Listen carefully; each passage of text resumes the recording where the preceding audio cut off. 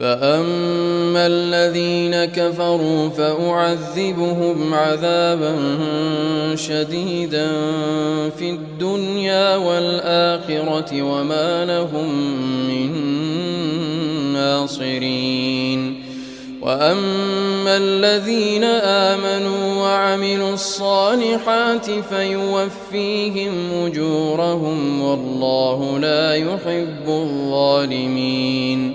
ذلك نتلوه عليك من الآيات والذكر الحكيم. إن مثل عيسى عند الله كمثل آدم خلقه من تراب ثم قال له كن فيكون. الحق من ربك فلا تكن من الممترين.